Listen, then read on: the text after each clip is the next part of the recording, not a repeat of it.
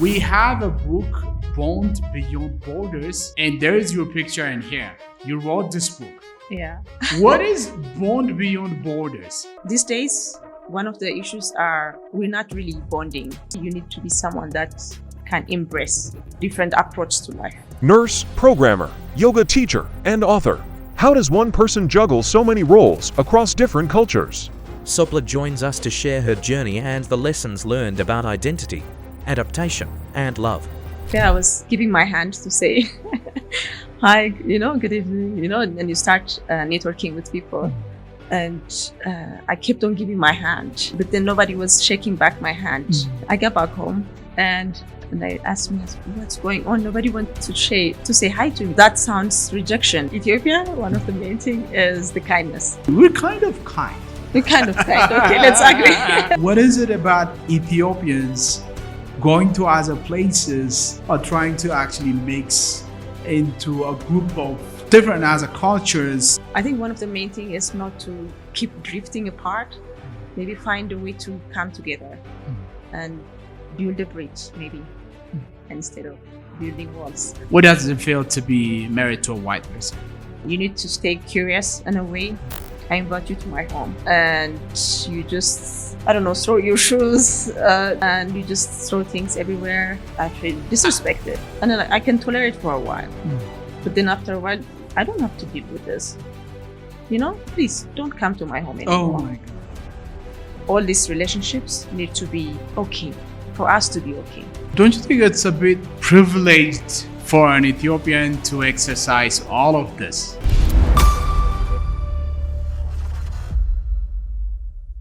Hi, Seble.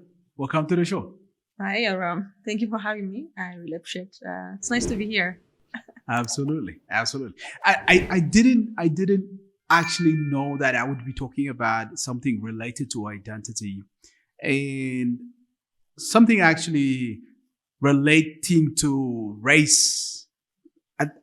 I never thought that would be one of the points that I would be discussing with anyone, but today happened to be that day. Why are we discussing race or identity today? It is very critical topic, actually, even mentioning. I like to put it in a way of saying prejudice and some kind of inequality that we face, and also just balancing identity issues. Because when you mention the term race, it kind of gets misperceived. At times, sometimes it can be lost in translation. And people see it with their own experiences and can have a completely different meaning what you want to say. So identity is definitely one major issue that we are facing, because these days we live in a globalized world. If not traveling, we have a family member living somewhere abroad in the world.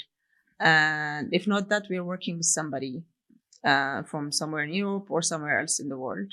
One way or the other, we are also consuming someone else's product. So when you mention race, anywhere you go in the world, it can be something critical to see. So because people perceive it differently in different countries, with different contexts. So I like to not use that term that often. Even when there's a racial based communication, it's better to put it in a term saying prejudice is something I like to use, because the concept of race in certain countries can be completely different in another. All right. So we chose this topic and we're going to delve into the details of the point. But first of all, who's Seble? Seble. Wow.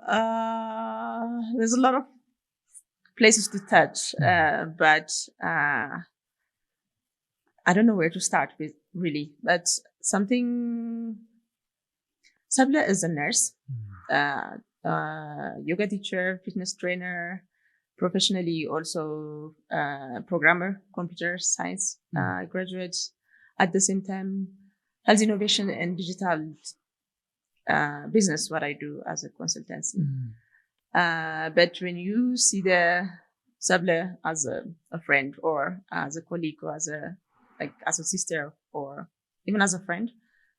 Someone who likes to have good time with people. I like talking to people and trying to understand and share experiences a lot. I like talking about childhood memories because growing up in Adama, I have had so much good memories. Yeah. You grew up in Adama? Yeah, I was born in Addis, but then my dad got a new job, so we moved. That's what I was told.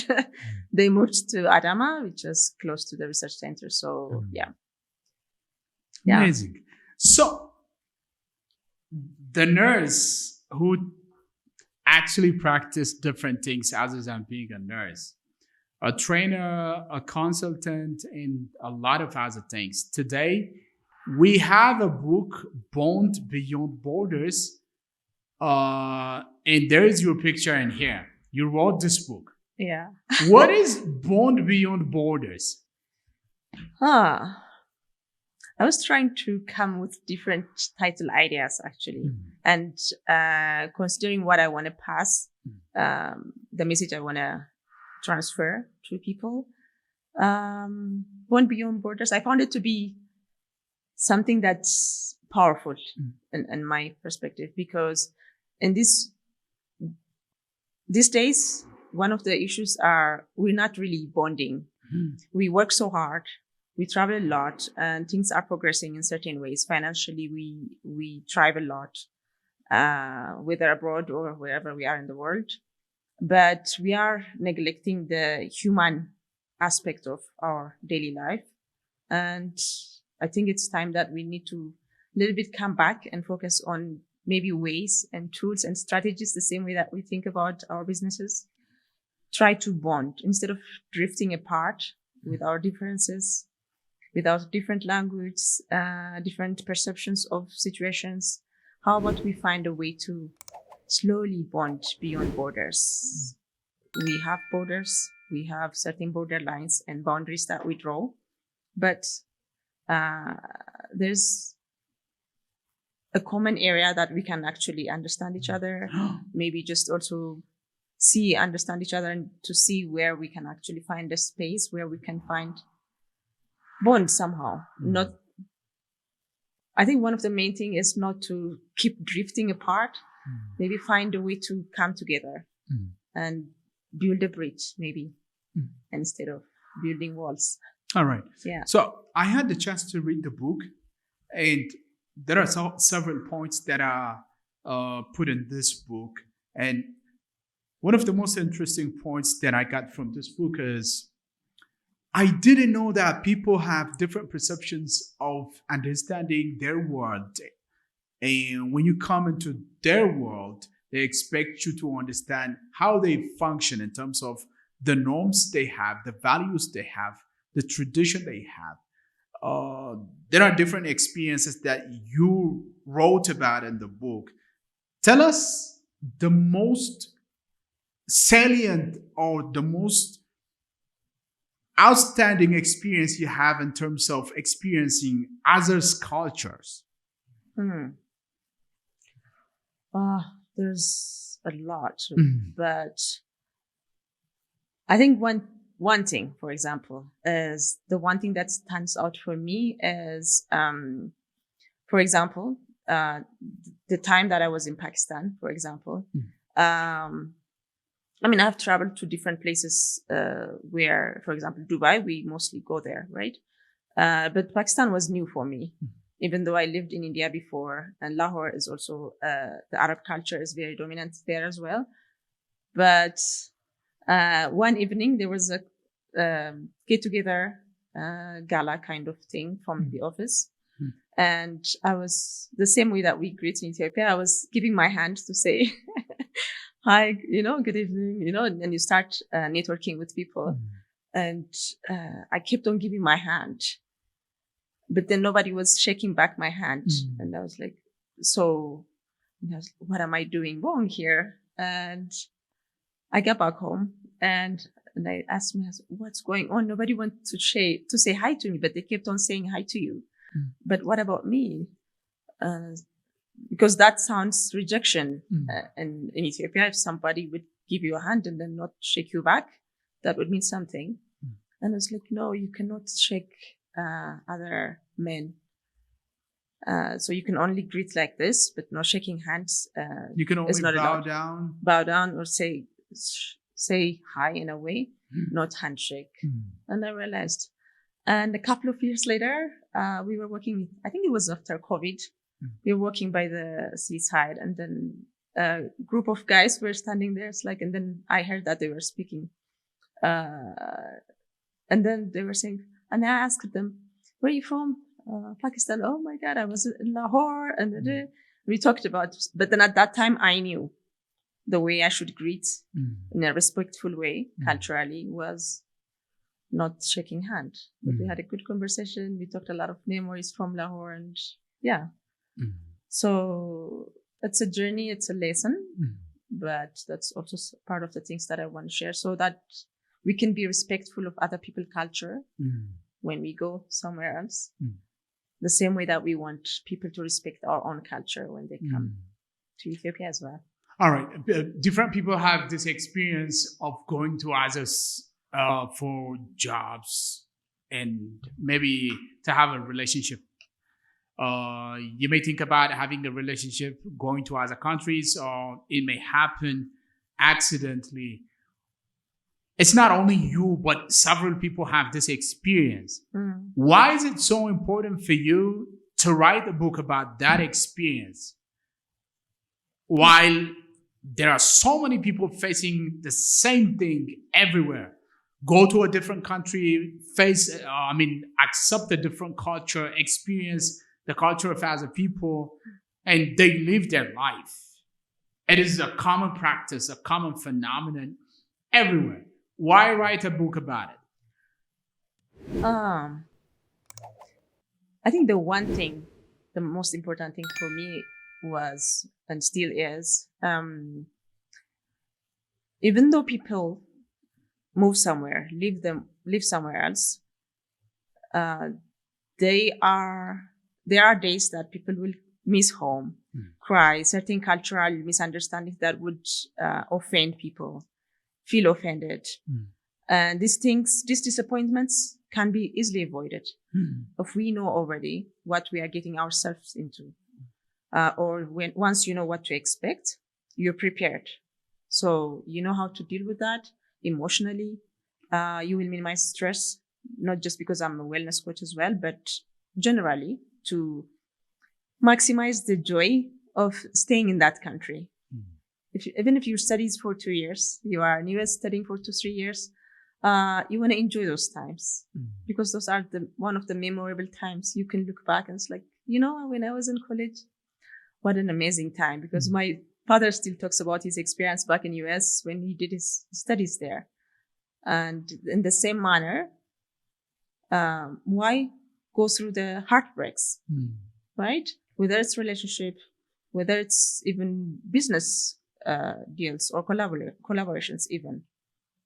Whatever that is, with every human being that you come across, if we can minimize certain disappointments because we know what we get ourselves into, I think that's my aim, more or less. Yeah.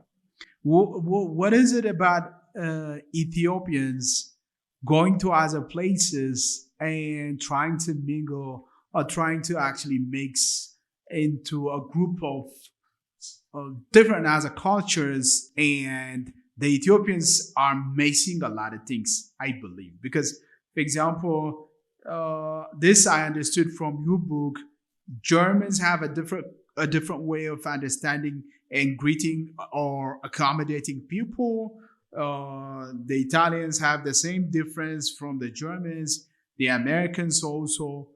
What is very peculiar, different about Ethiopians? It depends which country. Certain cultures are much close to Ethiopian culture, especially the family culture and asking questions. If you consider the Indian culture, there's a lot. So how was your day? You ask us like, so where's your dad from? You ask those questions. But in most European cultures, that is probably too overstepping your boundary. nah? And some things that we see as kindness can be perceived as overstepping your boundary, and that's why most places have certain assumptions. Maybe Ethiopians are like this, certain people are like this because of the way we grow up. We grow up, and even if some lady is walking with a shopping bag, they're like, "Let me help you." It's like it would be a different story in different country. It's like, I don't know you. Why would you want to carry my bag? But in Ethiopia, it's customary. It's customary. When I grew up in Adam, I remember like every time my mom was coming home with shopping bag, there was always some kind of boys around the neighborhood who took her bags until the door, and so that's it. That's okay, and she left. In certain countries, they do it as well, but when it's a foreigner, it can't be feeling uncomfortable. I don't know you, but sometimes people also say, what a kind person.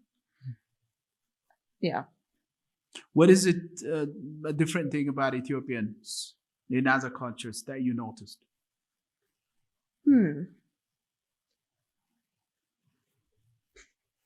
I can compare it mainly with the German. I think one thing is the tolerance for spices. I remember a time that the longest I stayed in Germany, and I missed mitmita. Okay, and I could find the most spiciest things, and the friends and the colleagues I had around was all from Germany. So the maximum spicy level that they were offering me was the Tebeskas, right? So it was not enough. So until I found something spicy, was difficult. So I think one of the things is really unique for us is like we need our spices. We need our injera, for example. We need our family connections. We need our community because we rely a lot on each other. And when we are completely alone, it can be quite tough. I think I know some people who also had to change cities because they couldn't find Habesha community. It was quite tough. And once they find the community, they find their spice, their food, it's comforting. And places where there's no such accessibility, it can be tough. But yeah. All right. You're juggling the wellness, healthcare, technology, and different other things. Why not stick to an area? One sector. Yeah. I think initially it was because of the opportunities I had. At the time I graduated, the initial assignment was, at that time we had, on the newspaper, we get the names, which university you go to. Yeah. So at that time, the option was limited. So the only thing I had an option was nursing. Besides that, I always wanted to be in the medical field because my grandmother was also a nurse. I think I get excited with learning something new more. What else I don't know. Maybe I can learn something more was what kept on shifting me around probably with different sectors. And opportunities come as you go along, I think. And yeah. Do you have any favorite country other than Ethiopia? I think I prefer to take components from everywhere. Tell me about those components. And maybe establish one country. Yeah. Go ahead. Tell me about the components. Components. I think Ethiopia, one of the main thing is the kindness. The kindness is something that you miss from people. Are we really kind? Yeah, I think gesture-wise, yeah. When you don't feel it, but you can say it and you can show it, people can understand that you're kind, but in a way, you may not be that kind. In a way, yeah, probably not. But what they show you is still kindness. Yeah, we're kind of kind. We're kind of kind. Okay, let's agree. Go ahead to the others. The others, South Africa, the landscape, All right. Really? landscape nature is just gorgeous. All right. Japan, definitely the food, Sushi? sashimi, and all that Sashimi? stuff. That- not just from nutrition perspective, but Yeah. also just varieties All right. and spices, of course. There is this thing in the book that says, did you have sushi in the morning for breakfast or something Oh like yeah, that? yeah, So, yeah. Okay, Japan is one. Go Yeah. ahead. No, actually, I had a friend Mm. in South Africa. She's from Japan, All right. American Japanese, All right. and married to a South African All right. guy in KZN. Mm. And every time I go to her place, we have like weekend sleepover or something like that. And when I open the drawer, that like you have chopsticks. And it's like, are you gonna? And she obviously serves also sashimi, sushis, and all that stuff for breakfast. And For breakfast. for breakfast. Wow. Is it customary Because in in Japan? Ethiopia, you would not assume to put chopsticks in your drawer Yeah, yeah. because there's no and chopsticks. That was cutlery I would never think of having, All right. All right. but now I have Mhm. because Go ahead. Germany and other countries. other country. Germany is things work, efficiency, and the transparency of things Mm. makes life easy because you don't have to assume or wonder. Mm. You do something, you know what will happen, and it's there. Where else? The In- US. The US is the freedom, I think. Okay. Yeah, freedom, how you put it. But in US is you can do whatever you want. Mhm. I think that's the reason also why they call it the land of freedom. Because when I compare it from the Europe, people don't tend to judge you the same way that I would experience in Europe. So if you are parking somewhere, as an example, parking just slightly, there's a line between the parking spots, slightly out of the line, you know? And I remember at one time, it's like this person was about like parking. And then he said, how could you park like here? It was like, what have I done? And then I looked at a slight mistake.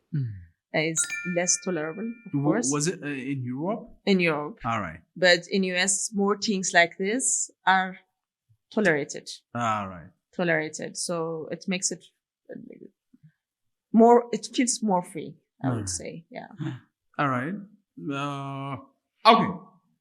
Now let's come back to the elephant in the room. Like, let's talk about relationship, because Bond Beyond Borders is mostly about relationships. Yeah. Married to a guy from another culture Mm-hmm. with a different color and background, ethnic background, religious and other backgrounds. How does it feel to marry a white guy? Ooh. On day-to-day activities level or Generally, what is the Generally. take that you have on when anyone asks the question, what does it feel to be married to a white person? it feels like you need to adapt more. Mm-hmm. You need to stay curious in a way. Mm-hmm. And most importantly, you need to be someone that can embrace Mm-hmm. different approach to life. Embrace culture.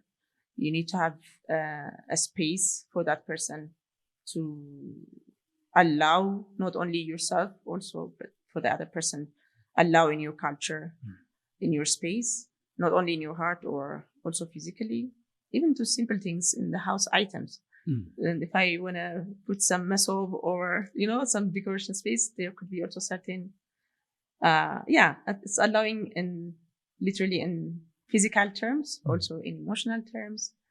You should be able to, a person who can embrace. In a way. Is it overwhelming? I think it's adventurous, I would say. Really? Yeah. How so? Every day there's a new thing you learn. All right. Not just because even if it's in the same culture, you learn a little bit, but and if it's someone from a different culture, there's a new approach to life. You never really, this is how things are perceived in that way. And wow, I didn't know that. Mm-hmm. And you see things from different angle than the usual you would experience things or see things in a way. Yeah. I mean, would you say, like, at times you may have this feeling when you face some tough situations, do you usually say my culture is better, or think about your culture and resort to whatever attributes that your culture has? Is there any experience like that? I think the most important thing is allowing both to go and flow naturally. Not one way is wrong and the other one is right, or the other one is wrong and the other one is right. But in a way that both are allowed. The same way that this planet, this earth, allows us to consume water, resources, and everything. Allowing that to flow. Not to say like, no, your culture is not right, or mine is better, or mine is wrong and yours is right. Not like that, but in a way, we take the good parts of things and maybe build something together that makes more sense for you as a unit. Not for somebody else, but in someone's perspective, or not in that culture or this culture. But you allow both spaces to flow and find an intersection somewhere. Growing up, I had this understanding. By the way, I grew up in the same city that you grew up in. So, Really? I had this experience with my friends. Actually, whenever we see a white person coming, a white person around, we kind of thought like he must be rich somehow. And most of the time, what ended up happening is these white people, they may end up giving you some money or something like that. But we had that perception that the white man is rich. Yeah, the perception was there also back in the days when we were starting dating as well. It's the perception is mainly what the media or the assumption there is. And one of the reasons, also the other reasons that I wrote the book, is that we step away out of the assumption and ask the question, why? What? Who are those people? To bring much more understanding than the assumptions that came from back in the days or that's existing because of certain medias. But yeah. I mean, even looking at the countries that white men are from, you can see some order, some semblance of order happening in there. The streets they have, the houses they build, and the communities they live in, how they communicate with each other, their institutions. All of these things have their own impacts. So I still have that understanding. These people with the ability or with the skill to do all these things must be really rich. That's quite an investment, right? If you've been to Swiss, everywhere you drive, you can see the expensive cars, and the infrastructure from the tunnels and everything. That's quite an investment. I believe certain things come from hard work and discipline at the same time, but also a saving mindset. I don't want to pick one country in that, but our spending and saving and our earning should kind of balance in a way. And Also, most financial advisors, if you speak to them, they would definitely say focus on more on saving than your spending. At the same time, allow yourself to find ways where you can be able to generate more money, and also invest in things that can generate money for you at the end of the day. And those resources are benefiting them because of maybe certain profits, hard work. I mean, take example, Germany, right? It was a couple of years ago, if you count it, it was empty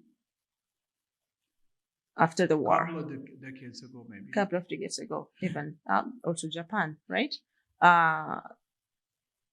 The commitment to work is extreme. Extreme. Not just like length of hours of work, but efficiency of work. And also giving part, one person should not be doing all tasks. So focused. If you are interior designer or plumbing, a simple example, plumbing, maybe the corner, maybe just the roof can be just one company focused.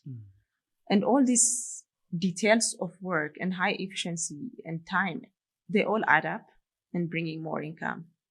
And as a country, it shows a lot to do with strategic thinking of spendings and finding ways of more money generating mechanisms.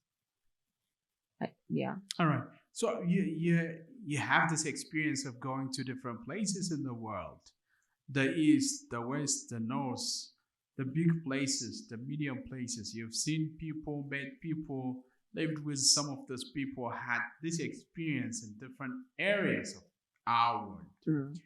And we have this understanding of Ethiopia. In the musics, in the literature of the country, we consider Ethiopia to be the most beautiful place in the world. Lemelame, anything of that nature. We have it all. After having this experience in different corners of the world, do you feel that way about Ethiopia? Landscape-wise? You can call it landscape, but landscape at the end of the day cannot be a culture or a community. So, the people living and experiencing that landscape, and you can consider the geography as well as the population. Yeah, I think I also mentioned that in the book. The very first time I left Ethiopia was to India. And the entire childhood I grew up, Ethiopia, the most beautiful culture, the most beautiful landscape, Lemlemitwa, like you said. And you leave the country and you see a lot of places. Certain things are, they have like amazing mountains here, and you see those things. I think beauty is also a feeling besides the visual things. How Ethiopia makes you feel. And one place you go to, even for vacation, whatever that is, you go there and the feeling that space gives you, not welcomed, maybe offended by saying something to you or disrespected, let's say. You don't want to go back to that country. Beauty is not just the physical things, the system working, all that stuff, but it's a combination of all. And if I go somewhere, fly somewhere, and from the airport on, let alone, forget the airport, from the embassy on, people apply visas, right? From that experience on, it tells you about the country. And you go there and the way people perceive you, treat you, all that plays a role. So when you ask Ethiopia's beauty, yeah, it is beautiful for me because the way it makes me feel is powerful. Okay, Germany is beautiful for me in certain ways, right? Why? The way society accepted me and welcomed me. And certain places where they mistreated me, seen me in different ways, disrespected me. I wouldn't want to go there again or even just settle there, right?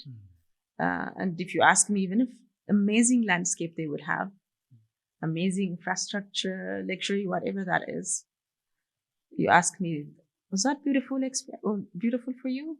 No, because there are components of it to say a certain place beautiful, in my understanding. Okay, you mentioned Germany because I know the relationship you have with Germany and how it should make you feel some way. Um, the thing about that part of the world is you've mentioned that part of the world is the world of strength, creativity, precision, and all these things. I had encountered the most disciplined, the most strict people from Germany. And I sometimes feel like experiencing my Ethiopian culture and going to Germany, and I consider a person a friend. He would ask me to contribute, to chip in €1 for the food we ordered. This is a person I consider a friend. Was that? Oh, I think at first people find that strange. Yeah. As a German, I would invite you, Abraham. Let's have coffee tomorrow. Okay? Because I invited you, then I will pay. Yeah. I invited you. But we just randomly met, or we went to supermarket, and you want to buy something, I'm not going to pay for you. Why not? You split to the 0.5. Isn't that weird?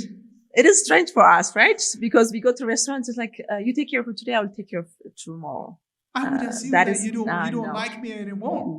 No. Yeah, as Habesha, you would perceive it that way. Mm-hmm. Yeah, definitely. You would sit even with colleagues after work on a table, somebody ordered schnitzel, whatever that is, people order. And then when the bill comes, it rotates the table. Somebody chips in some money. No, it's not chipping. It's not chipping. You see what you ordered. That's brutal. It's not to be mean. I'll explain later. All right. But so one beer, one drink, one whatever, had a smoothie. Okay, and then you pay exactly what you consumed. Yeah.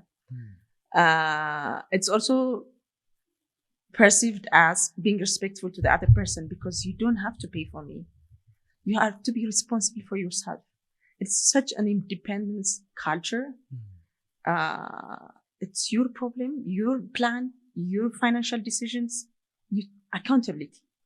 You're accountable. So you decided to leave home, go to the supermarket, buy your stuff. You should have planned this, no? So you're not going to depend somebody who's going to be absolutely not. So it's very independent. But if you need help, then you ask. Can you pay €1 for €1 for this? I will pay you tomorrow. That's very communicative. And you have to direct, back. Direct. Oh. And it's honest, direct. If people like you, they like you. If they don't, I cannot deal with you. I must have offended a lot of people. You did?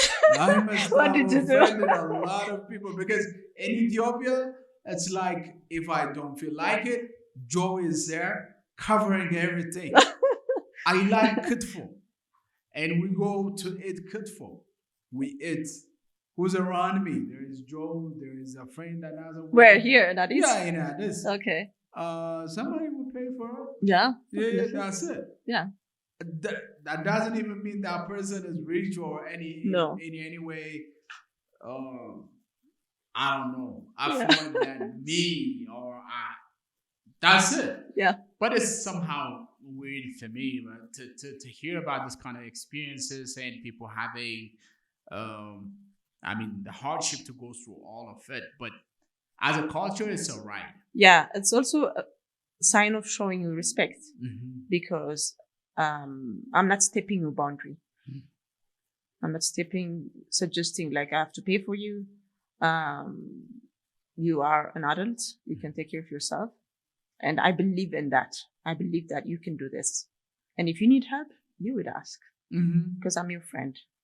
Okay, as someone who experienced all these cultures, would you say that you'd go with the Ethiopian way or the That's a German way? difficult The question. others? That's a difficult question. I think it depends on the scenarios.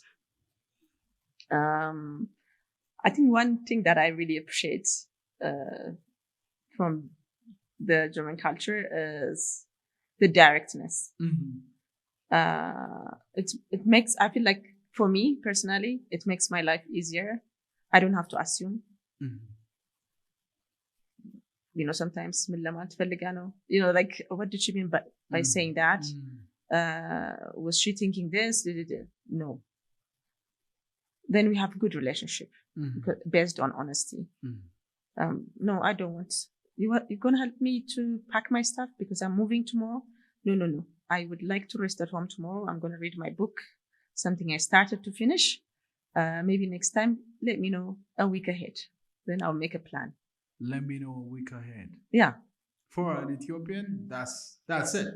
The friendship is over. The relationship. That's it. I will never see you.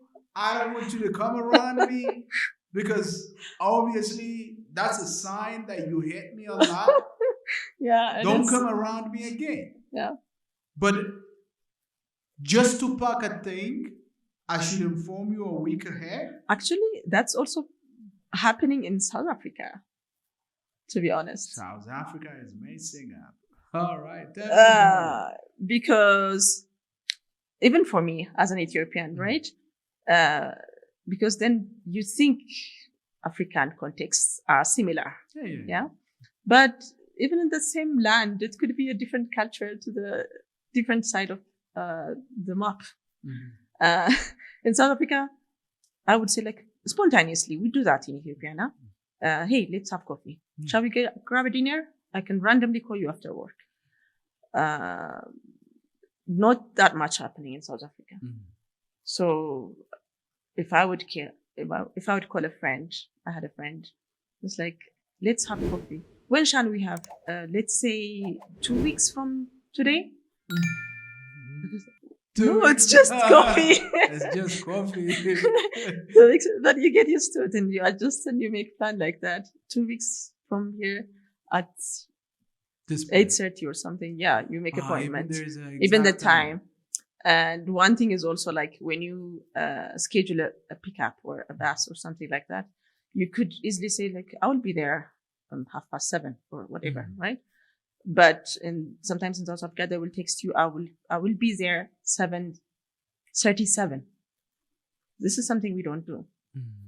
I will not tell you, okay, it's 2-3 minutes this way or the other doesn't make so much difference. And then I'm seeing at the text 37 really it becomes, and the message would say like, oh, I'm sorry, I would be 2 minutes late. For these things. 2 minutes late. Yeah. I understand. That's why I offended a lot of people. Yeah. Okay. All right. So, isn't it difficult experiencing these different cultures? For example, you're in Ethiopia this week. For the coming week, you're in Germany. You have to adjust to whatever expectations they have in Germany. Then you go to Japan, and it's a different culture, different experience, different everything. Isn't it tiring sometimes? Okay. I think in the beginning, it was readjusting. It can feel exhausting in the beginning. But then you start seeing it as an adventure also.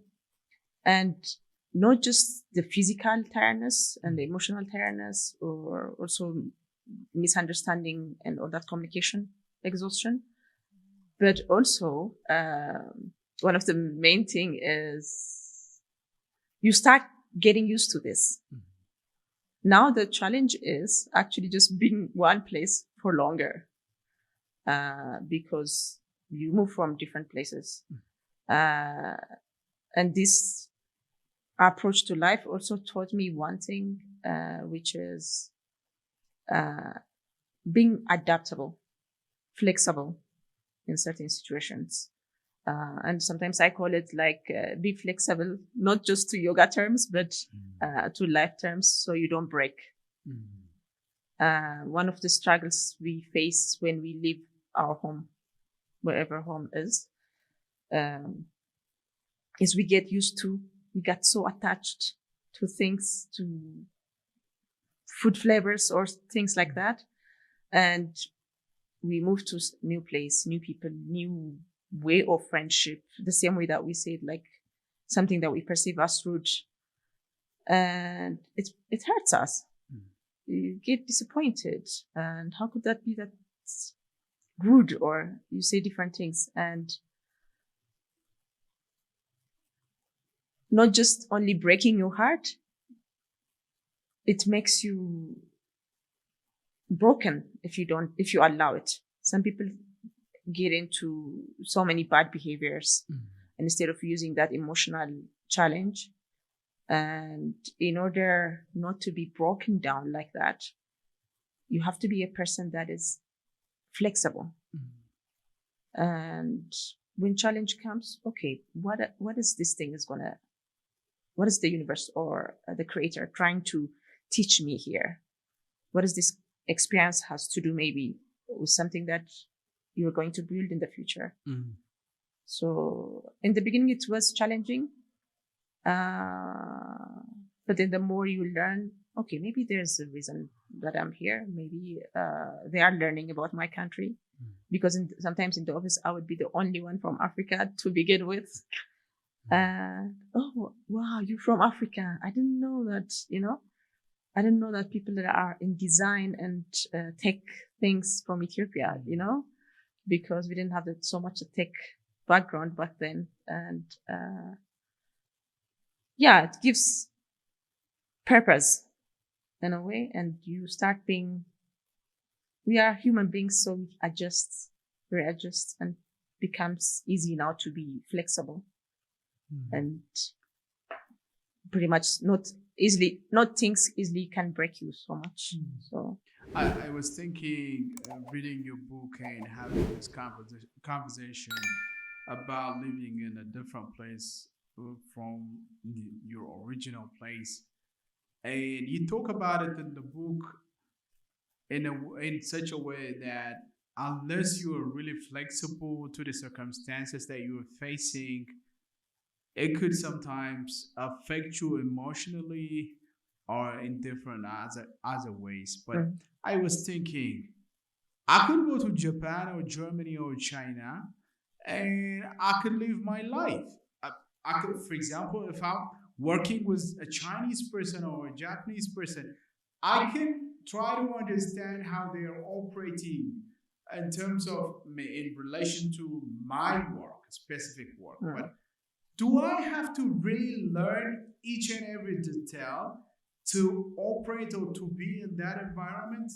Because the reason I asked you if it is tiring or not is because am I going to think about my work, my assignments, or the culture things that I'm actually destroying, or that the feeling of people that I'm affecting?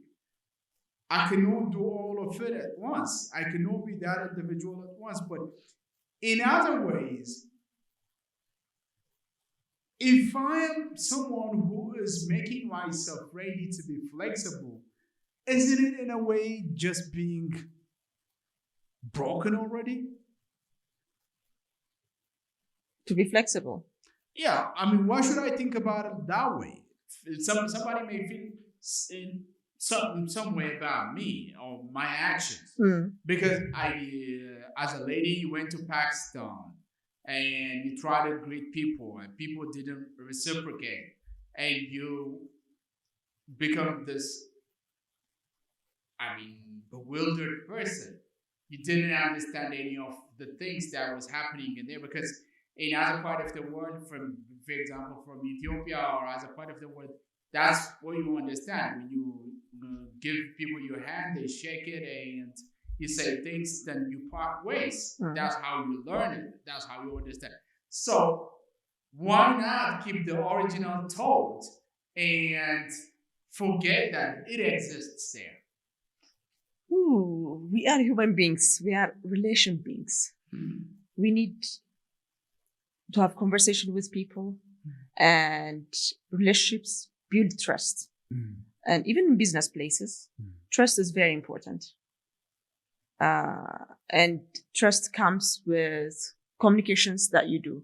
And if I communicate with you disrespectfully, even if in a workspace, it's not only execution. So this is what I want to put also from leading a team or in a multicultural space, whatever that is. One thing is you need to enjoy your workspace because you spend a lot of time there. And for that, our relationship at the workspace matters. And that's why I also put in people who are in leaderships of in such spaces, which accommodate multicultural spaces in the office, should understand the people's culture. Just because we are able to work harmoniously. And the job you enjoy, you are more productive. And when your relationship at workspace is also joyful and it plays a role, we cannot exclude the human aspect of us from our performing aspect of the human being that we are, because we have feelings, we have understandings, we're not just AI based or machine based. We just execute tasks. We are also human beings who relate with human beings. And when someone treats you with respect and respects your culture, and you do also the other way, it's a small effort that counts. Just to make our lives a little bit less stressful. I think it all comes back. Our relationship affects also our well-being. Our well-being affects our focus at work and our achievement also. It's just interconnected. Are we being oversensitive? Like, let me tell you this. Okay. By now you know Joe and myself. Yeah. If you ask me or him about having the experience of understanding other people's culture, if we go to their place, would be laughing. Would be like, I don't want to do that. I would be laughing because that would be weird for us. I think for an Ethiopian, for example, trying to give a tip in Japan, and this being a rude experience, my whole life, I was taught to give a tip, and this thing is something that adds some kind of value to the life of the individual who served you. And now I'm in Japan and I try to give a tip to a guy and they think that it's disrespectful. I don't want to care about that. I'm sorry to say this. I mean, if you are on holiday, yes. Not But if you have to live there, I think you want to integrate in a respectful way. The same way that you would want people in Ethiopia to respect the way that isn't it weird? We are operating Isn't in it Ethiopia. weird though? It is Listen, in Japan, when you try to give whatever the tip that you want to give, it's disrespectful. Going to the US, if you don't give, it's I know. disrespectful. Why are you confusing us? Yeah. Like, you're confusing us. Yeah. You can choose one and we can live by one of it. Yeah, I think that's quite tough because that's also why I mentioned the certain countries in there for where I've been so far. Just to know these things. They're just simple things which we don't bother to learn a little bit. And because I appreciate when people make an effort to speak in Amharic. That's why I make those jokes translating and all that. So just in a simple, funny way, even just making an effort. Don't you find that like very respectful? Like even someone have like on a holiday, for example, wear our traditional outfit when you invite them for lunch. I think it says a lot. I understand where you're coming from, but I work with a lot of white people. Okay. And they try to speak Amharic. Some a little bit of Amharic, and Uh-huh. I don't understand what they're saying. I mean, I'm sorry. They could try. I like that. I love about it. This is beautiful, but Yeah. I would want that guy or that woman to tell me in the language that I I myself understand. and she understands. And instead of trying some, I'm sorry. This is me. No, actually, even with the German language, if you speak, like if you're just breaking it down so much, like it's very broken German. It's like, can you just, sometimes people get also frustrated, just speak in English, you know? I get that, but making an effort says also, I'm here, I'm trying to make an effort, you know? Even though you prefer to easily communicate in English, but even just little effort, instead of being completely ignorant and I don't care, and be completely naive, I don't even have to try Amharic, or I don't even have to, like, even on a holiday, I invite you and you come with your, you know, I was like, you know, how rude, like for me, and Yeah. I wanna. Then there's was a saying what she was saying. Also in India, I think last time I went to pay, and because I had so many shopping, you know, and I wanted to give them, then I wanted to give the money with my left hand. And then my friend said, she's also from Bangalore, and she said, no, Sabri, never give with your left arm. But I mean, he understands. I have so many things. No, that's a bad luck. And that's a bad way. Take it back. I took the money back and I gave respectively with my right arm. Even living for 2 years, 2.5 years prior that, like I think it was back in the days, I didn't even capture that part. But it's a constant lesson. And I think learning new things always excites me. So challenge. I know. I could learn new things about India. It could be about their spirituality, and I could learn new things about the German people. It could be about how they like precision. But these things, I don't think I would.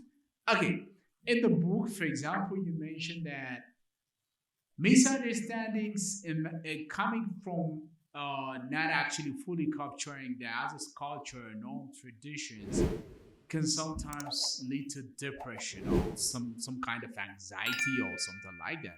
For the person who's going there. Yeah. Isn't it too sensitive? The person going there being sensitive? Yeah, and I mean, for example, Seble is going to Germany. You're going to Germany. Right? As a first time. Like first time, never left my home country. Maybe you're working in there. Okay. It's been 2 months since you started working in there. Okay. And there is a sign for them. If you don't understand them, they take their head and they show you that you are stupid or something like that. Why should I care about that? I don't think anybody wants to be or insulted. Maybe that's a strong term. Disrespected or even give you a bad look sometimes. I know it can be perceived as sensitivity. We can ignore it, but for how long can you ignore it? The simple thing. However long it should. But isn't it better, like when we go somewhere, like I take it as like inviting someone to your home. I invite you to my home. Yeah. And you just, I don't know, throw your shoes. Maybe I'm such an organized, tidy person, and you just throw things everywhere, and I feel disrespected. I mean, throwing it is not gonna cut it for me. It's not okay, but yeah, I can put my shoes the way I want. In my home. The way I want, because I shouldn't understand how you want my shoes to be set or put in your house. That's going to be like an exercise of some sort. That's insane. I would say, for example, put your shoes in this corner as a guest, right? I would really appreciate it if you put it there. You keep not doing it. You keep just putting your shoes somewhere else, as you wish, whatever. And then I can tolerate for a while. But then after a while, I don't have to deal with this. Please don't come to my home anymore. Oh my God. That will be the approach because it's making me uncomfortable. So you're losing a friendship out of inappropriate putting of a shoe? As a metaphor, of course. I know. But if you are really disrespecting my culture to that extent, not knowingly, if I'm doing it intentionally, that's one thing. But I told you already not to put it that way. It's just so tiring. I'm sorry. It's just so tiring. I think that's why people find it challenging and still seek for their community than indulging in or integrating in the society that much. Absolutely. Yeah. For someone who understands the Eastern culture, you said yoga and meditation. And these practices are practices that let you be you in the moment. Yeah. You are taught to be in the moment. At the same time, when you go to other places, you are trying to be in their moment. No, you're not. You are in your moment. They're doing their thing. How You're so? being respectful of the other respect because then you maintain that energy.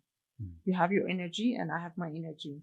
And our energy to align or go flow peacefully, there should not be something that disturbs it or we minimize in a way that disturbance comes to our space. Yeah. So in similar manner, I'm in my own space and mine now. You are in your own now space.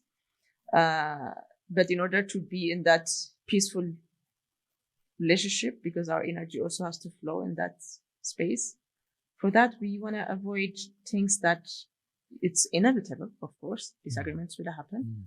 But then when such things happen, you should see it as a journey or a lesson. There's an example that also is given in our studies actually is you're going with the train. The train goes so fast. So you experience the views as you go along. Yeah. And maybe you will never travel that road again. So you see the experience, wow, beautiful. And you continue. The same way you would see something burning. No, it poses you. Also an experience, whether it's good or bad, between us in that space or with other people. It's an experience, but that should not affect our relationship. Let it be in a workspace or even in friendships, relationships, whatever relationship it might be. Look, I believe in freedom. It's a beautiful concept. Yeah. Amazing. It's beautiful. At the same time, I respect other spaces. Boundary is a great thing. But if I consider someone close to me and he is full of boundaries, I don't want to be around that person. Yeah. I mean, the reason I'm calling the whole experience oversensitive is it doesn't mean I should actually breach every rule, every discipline norm they have, the other culture has. It's great to have the understanding of the basic norms. Yeah, but each and every one of it, how I greet people, whether I greet that person with a firm handshake or not, and trying to actually have a meaning for every action that I'm making. No, you don't have to go that deep. Imagine these greeting things are interface, the front end that we see in programming or website designs, right? So that beautifully designed in a way that it's user friendly. I can interact with you without any problem, glitch, whatever that is. I don't have to go to the database or the back end of everything deep. Not to say like you really have to understand. It takes years to really understand one country, let alone one person even, right? But at least what we can do is the basic. That's something that could make our lives a little bit smoother, a little bit less stressful, less disappointment, less miscommunications, that things that could be avoided, which can consume our days sometimes, right? If you had a bad conversation in the morning or somebody said something, it might make you uncomfortable throughout the day. You're driving through Addis, somebody is, on the way, those little things, but can be avoided. So I see it, these greetings, at least the simple things, the same way we interact, whether we are in Japan, US, wherever we are, the way we interact. And yeah, that makes quite a difference. And if the interface to a website, any system or application development, whatever that is user-friendly, interactive, and nice, regardless of how it operates at the back end, then somebody has to deal with that. Now the developers have to deal with that. But at least the least thing we can do wherever we go, even when people come to our country or we go somewhere, the basics is just we can. There are different ways of doing things. Even the way I cook chicken can be different somewhere else. But we should find a way to bond. All right. The reason I enjoyed reading this book is it says, the subtitle of the book says, Building Resilience, Navigating Cultural Differences, and Cultivating Lasting Relationship. It's not about different cultures, norms, or experiences with people from different parts of the world. But there are prescriptions. There are prescriptions that you try to give for people who are in intercultural relationship or working with people from different parts of the world. Some of these prescriptions are psychological. Some of them are spiritual. I take them that way. Why care about the prescriptions? So there's something what we say in medical field, right? Once you diagnose what's going on, then you give medicine or treatment or a procedure, whatever that is ordered. I know the disease, I know the diagnosis, but if I don't treat it, then that person is not healing. So the same way, these avoidable problems that we create or we allow on our day-to-day life in workspaces or in our relationships, not only in relationships to your partner, but also to your family members, to parents, also you as a child of your parent. And so this, like all these relationships need to be okay for us to be okay. And when we are okay, we are good at what we do. We are living the life we know the best way. And we can perform well. We can be there for the people we love. We enjoy our workspace. We don't have to be daring to go to work, because my boss doesn't see my holiday extra day off as something valuable. It's just this also as a leader in a project or in an office in a similar manner. So the prescriptions that I mentioned as strategies, tools, or guides are to find a way to heal those misconceptions that have traumatized us. And relationship, regardless of what, workspace relationships, my colleague, friendships. Friendships are mostly by choice, so that's not so much a problem, but that social aspect plays a huge role on our well-being as a human being, as a whole. So, and when I'm fine, I can do well, perform well at the office. And it's all about healing. There has been so much trauma, so much have been happening in the world. And we start picking on our differences than on things that unite us in a way that could bond us. And the more we hear bad things, we are so focused on achievements, making money, building companies. We indulge ourselves so much in work, extra work hours. That's also what this now thing that we talked about earlier. But we are ignoring our relationships, our relationship to our parents, whether coming back to your home country, even when they come to you, wherever you are in US or somewhere else. Just let's communicate. And those prescriptions I mentioned are in a way to heal us, in a way. Before you go to a malaria country, you take this first ahead of maybe sometimes even yellow fever vaccines and all these preventive things. No? Those prescriptions are also for preventing before we get ill or traumatized or yeah. All right.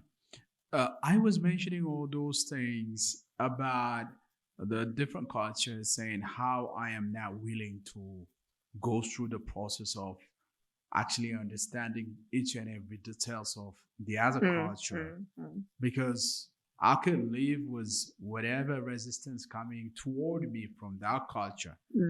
Am I oversimplifying it when I assume that way? Because I was not in intercultural relationship, or I was not in that setting for long, or the people that I am interacting with when I'm in other countries are not that bad, or I don't understand whether or not I'm breaching their norms or culture.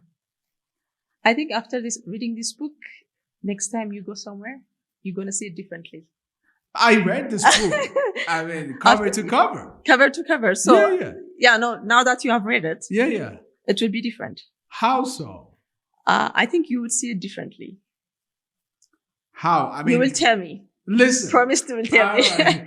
So, you think when I assume those things that I assumed and telling you all the things that I told you, am I oversimplifying the experience? Not oversimplifying it. Rather, you didn't pay attention. Also, not ignoring it. You just didn't pay attention. Because every interaction affects that person. What I say to you this morning, I meet you in the morning, I say to you, will either make or break you, right? No, not really. Especially if it's a child. All okay, right. not for you. Yeah. Probably. Yeah. Or make you question, like, why are we even in friendship, you know? I would question that. Yeah, you would question that. So it has some kind of role to play.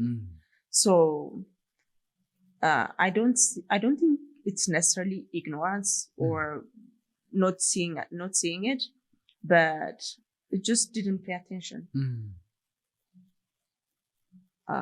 Yeah, I think that's the way I see it. Okay. Somewhere in the book, you mentioned the understanding or the perception of some individuals.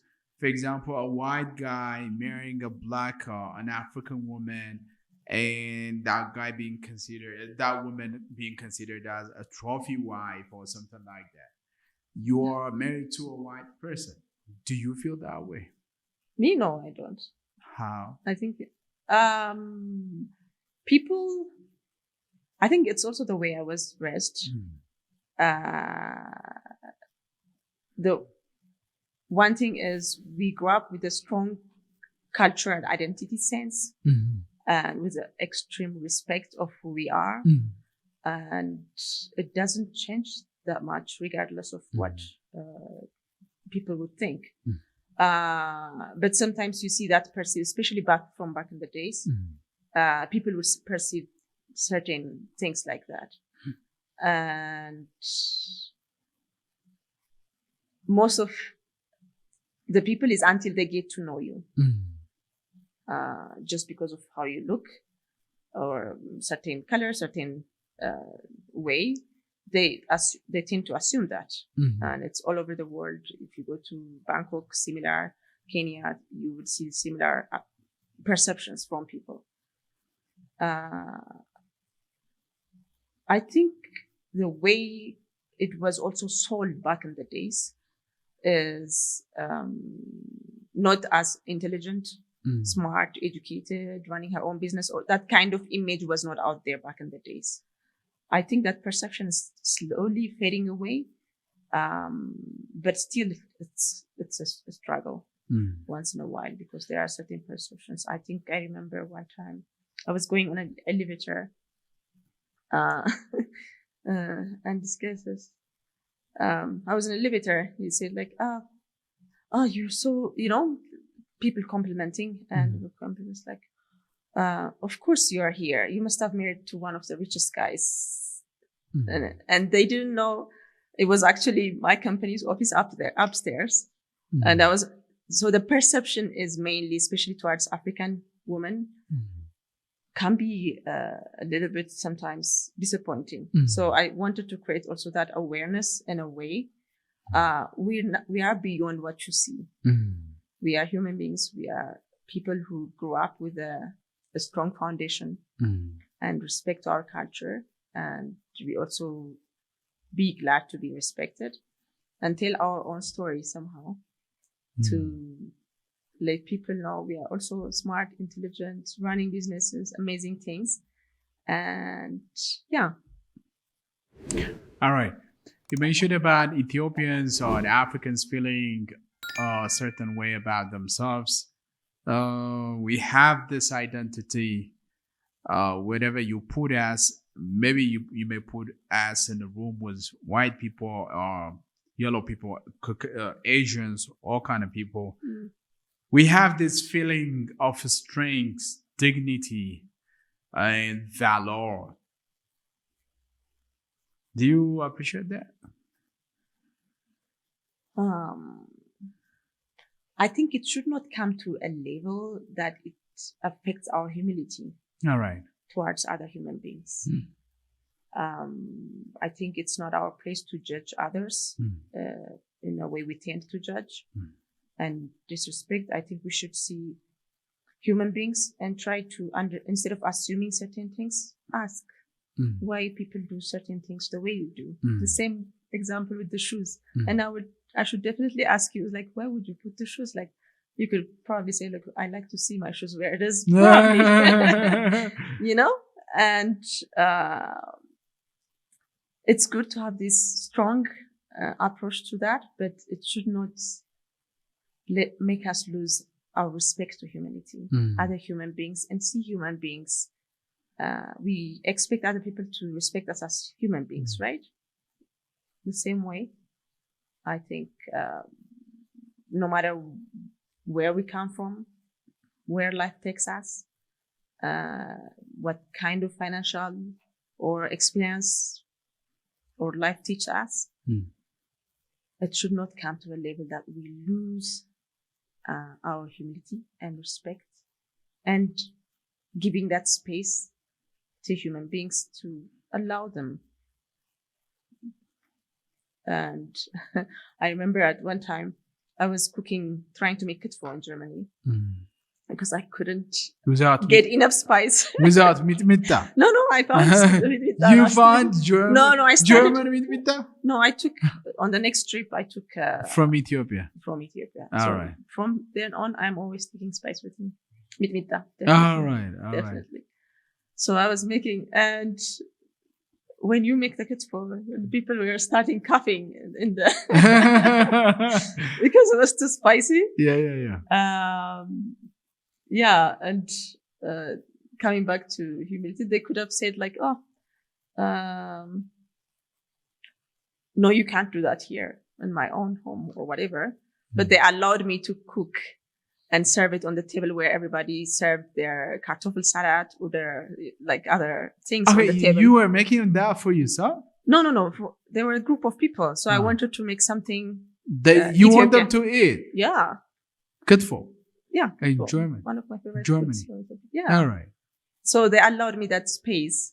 I'm open to try what your country's food is about. So that requires humility, curiosity. Nice.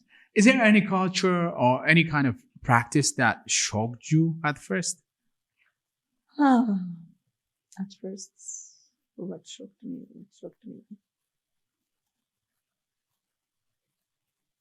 Where? I think it would be the first time I went to Berlin. As you know, Berlin is a different amazing things going on there. I think the very first time we went for a conference and we were walking down and I saw a group of people walking by, but then in the winter, I'm freezing, right? Yeah. It was my first time. And they told me, like, it's going to be too cold, Seble. Make sure that you have proper jacket. Proper jacket, yeah. My toes were freezing, okay? And those ladies are wearing, like, miniskirt and like, dressed up with makeup on. How are you doing that? I'm suffering here. And winter in Germany and Berlin? I think it was, that year was almost minus 29 or something like that. It was insanely cold. And my toes, even to warm my toes back, I always went in the cafes because there was a little bit of warmth in there. And I have to walk further because we always took train and walked and train and walked. I was like, what was happening to those people? I don't know. Maybe was there any crazy experience, or is that a trendy thing? Occasion, celebration, I'm not sure. And I'm staring at them. So we couldn't consider that as a culture. Yeah, but we couldn't consider that as a culture. But the tolerance to cold weather. Yeah, the tolerance. As an African was like, wow, this is shocking. Because I love the warm weather, and as Ethiopia, it's like it was also really beautiful weather. So as a extremely being cold, dressed like that, as an African coming from a nice warm weather, I'm like, wow, this must be freezing. Amazing.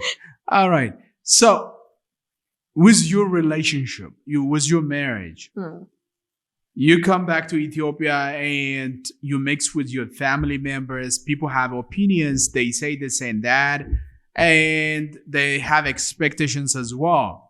How do you deal with that? It was quite a journey. We've been together, married now 16 years almost. 16 years. Yeah. So, I mean, in the beginning now I can laugh about it. But in the beginning was like, I'm not picking one side or the other side, you know, and you're just in between. And, for example, my parents would invite, right? Like when a guest comes, maybe his parents would come, his mom would come. And serving food. We have dorowet, whatever the traditional food is. So serving on the plate is a custom for us. Like you invite a guest, you always serve more. It's okay if they leave it on the plates. They don't have to finish it, right? And I think I remember when my mom-in-law was here the first time, I was like, I'm full. And I keep telling my mom, I don't think she ate enough weight. Your mom is adding up. My mom is adding. It's like she keeps coming back. Can you please tell Mama? Your mom is like, food. I can't. She can't. It was so. I'll take it. My mom was like, it's always fabulous. I keep sometimes I also tell them. It's like, wow, quite a journey. Quite a journey. It should be. Listen, let me tell you what happened in Germany. One time I went to Leipzig. Okay. So they have a different experience of serving food and other things. For example, it was in a restaurant, so I was taking my food. So in Ethiopia, I learned to take my food to the brink of whatever plate I have there. So everything is in there. I fill it with all the things that I think I would like. So I took all of it and I sat down and started eating. I liked some of the portion or some of the food, parts, and I left the other parts that I didn't like. And the lady, my host, was like, Abraham, you have to eat all of it. What? Yeah. I'm not gonna eat. Empty plates. Empty plates. Empty plates, my dear. Yeah. That's torture. Yeah. She was really this is a very professional, polite woman, very understanding, smart woman. But she was like furious. Yeah. You have to just gives you some kind of discomfort, right? I mean, as an Ethiopian, yeah. For us, it's okay. It's okay. Yeah. Like I can try some of it, and yeah, I if can you don't leave like, it. that's fine. That's Some was people also will- my approach. That's it. That was strange. So She was probably not happy about it, right? She was not happy, Yeah. so she kept asking me politely to actually finish the food that I took, and I was thinking about the other parts that I didn't try, leaving this one aside. Okay. So I couldn't do that. I know. So Go you, back. on the other side, is bringing your mother-in-law and leaving her with your man Yeah. to be fed to the fullest. Oh, that's crazy. I still have her facial expression in my mind. I'm really serious because she's getting all red and all. This is amazing. Yeah. All right. Would you say experiencing these different cultures is for everybody? No.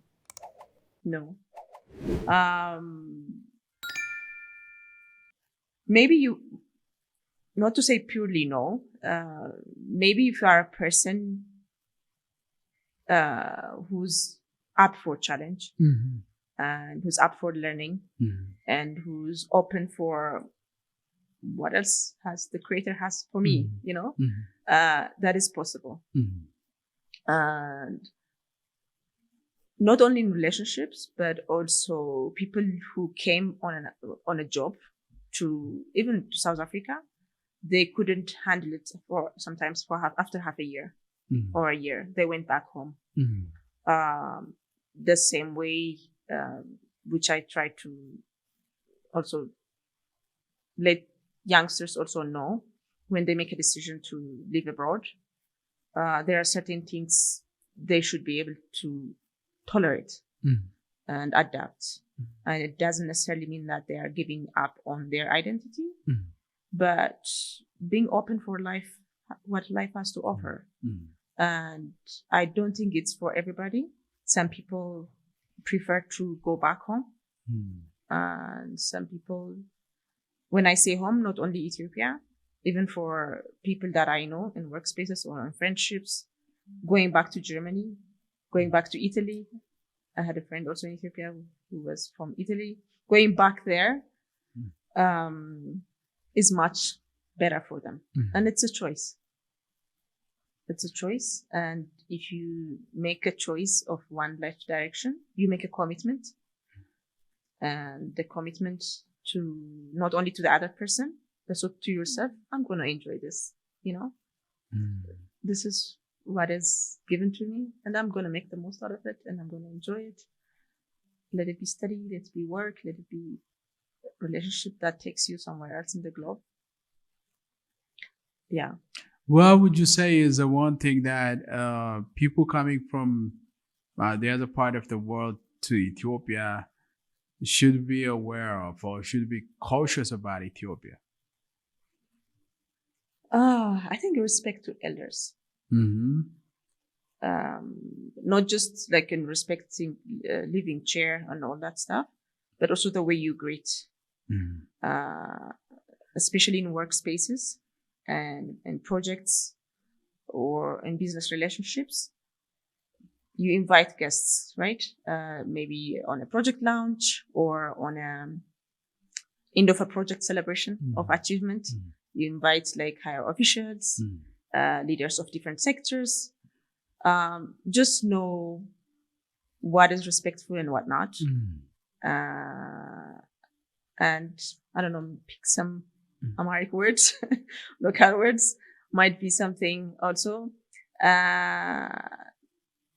The other thing is in our culture, basically when someone opens a shop or a new office, marrikiling or like you go to that person's shop. Yeah, and then buy something. You buy something for a German or for someone from that part of the world is tiring. I mean, why would you do that?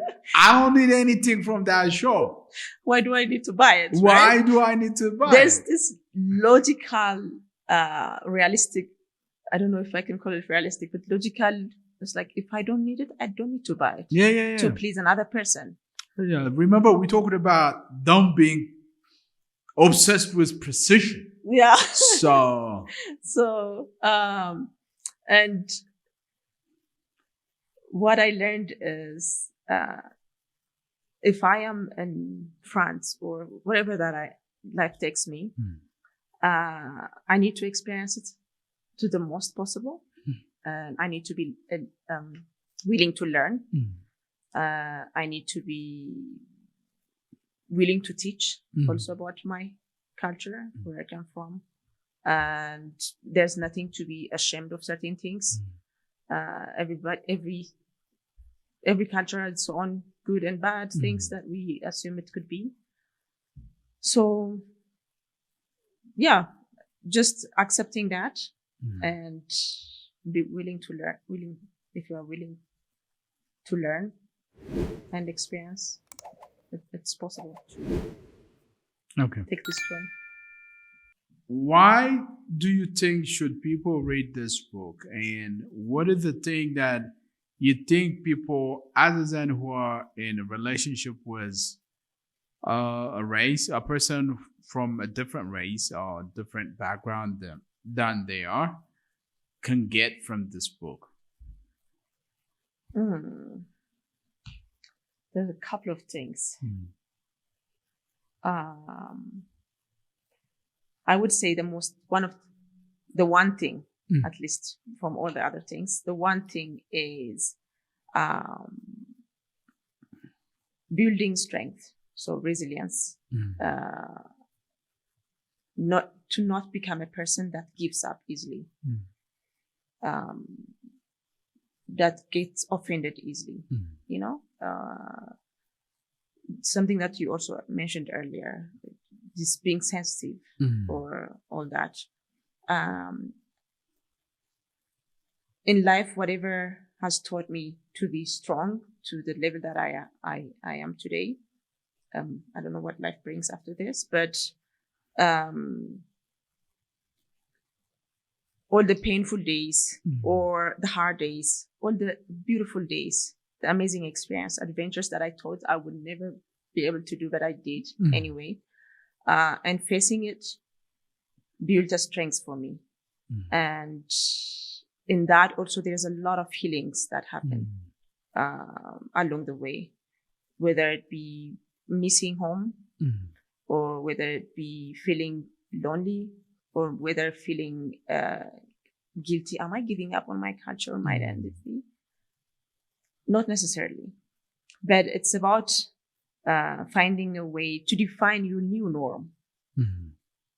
Because as life teaches you, you have different experience and somebody has a different experience, but take the things that benefit you and put it together and make it into something that's beautiful.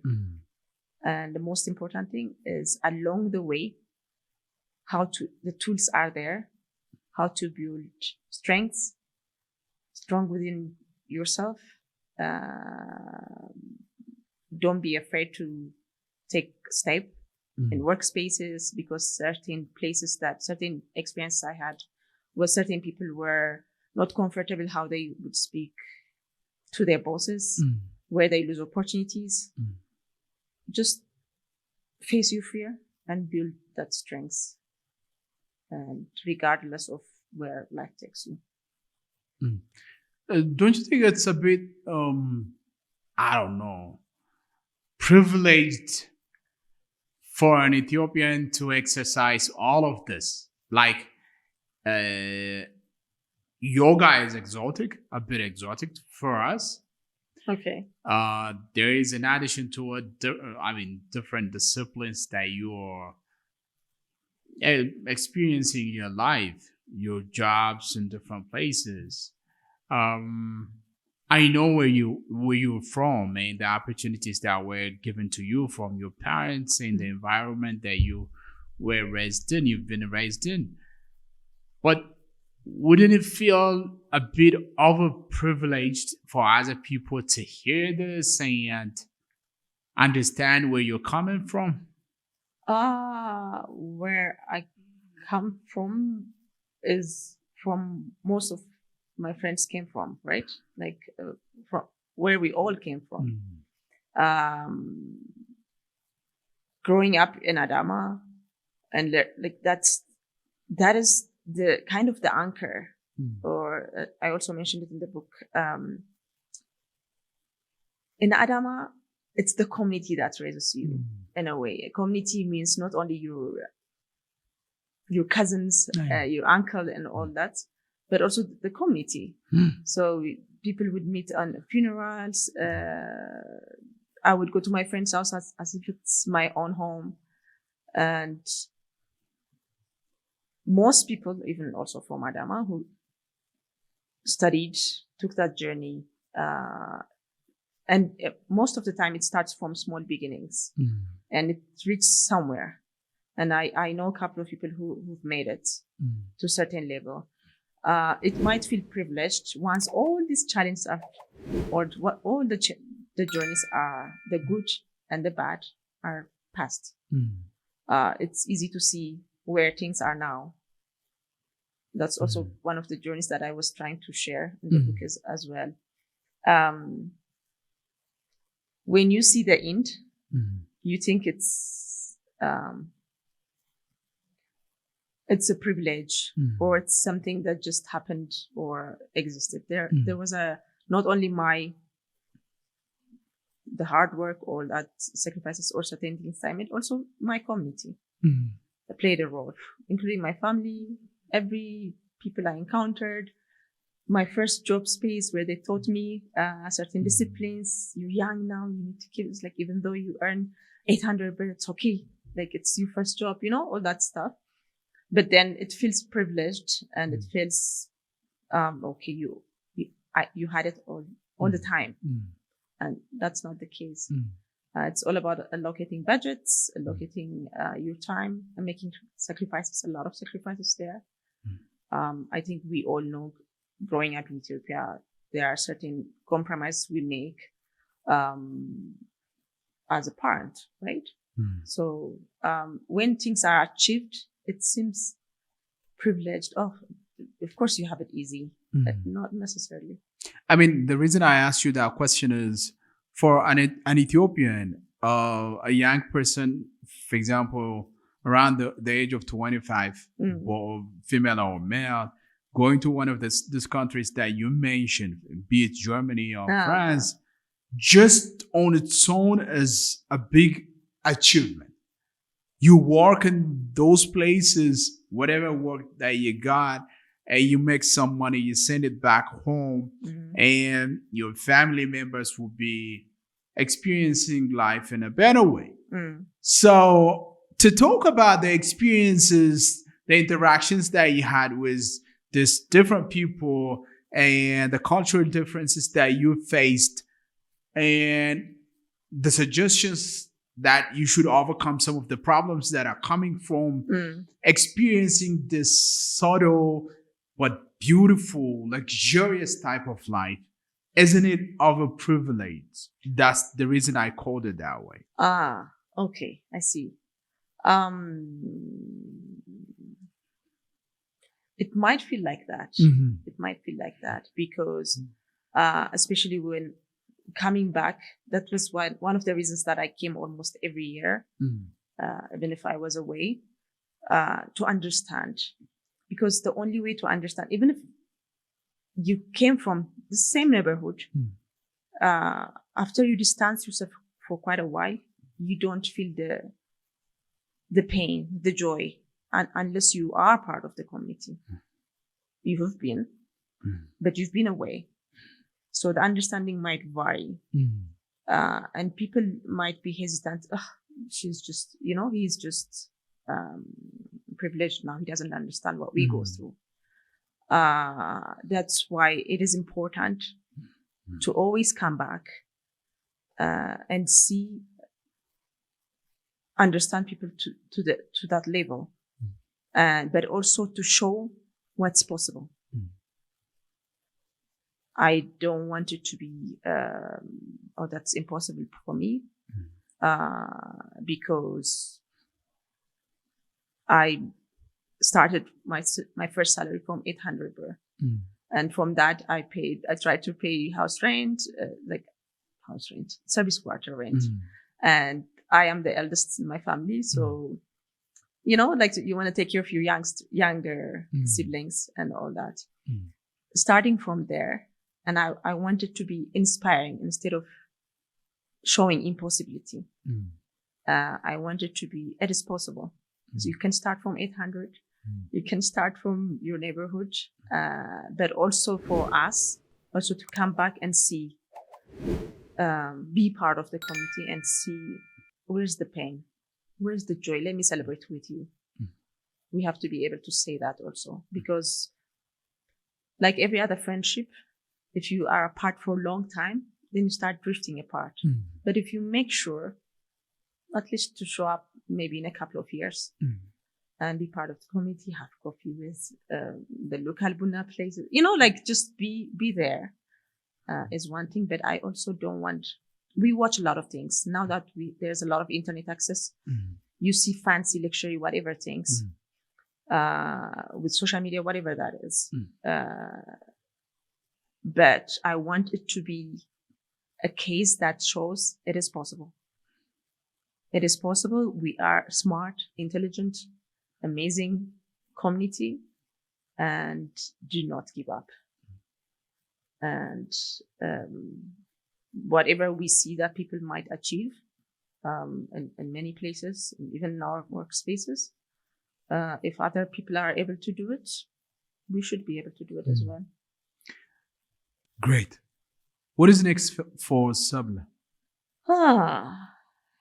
I think not just with the health innovation, but also using the health technologies in a way to combine wellness with cross-cultural wellness education programs. And I'm designing these platforms where education or even a space for the community to come together to support each other somehow. And the platforms will be live and available. Take it from anywhere and learn from each other, also as part of the community. All right. Where can people find this book? Right now, once on Amazon, and if bookstores want to stock up the book, they can also do it from Ingram's Park, for anywhere in the world. Are you planning to make a lot of money out of it? Well, let's see. This is my first journey. This is my first time being an author from IT and all that background. This is a new journey for me, but this is something that is close to my heart, and I want to share to the world, to my beautiful people out there, my journey. And I hope it inspires, and I hope it teaches, and I hope it guides. I hope they find themselves in there somewhere. And let me know how they feel about it. All right, Seble, I think you're resilient and really smart person. I learned a lot from our chats, our conversations about different things. And I hope you thrive. I hope you succeed in whatever journey that you started, and writing a book to share your experience. Not only write a book and share your experience, actually your personal anecdotes are included in the book in different parts. So it's a great journey, I believe. Thank you for coming. Thank you for having me. It was an amazing conversation. And yeah. Wonderful.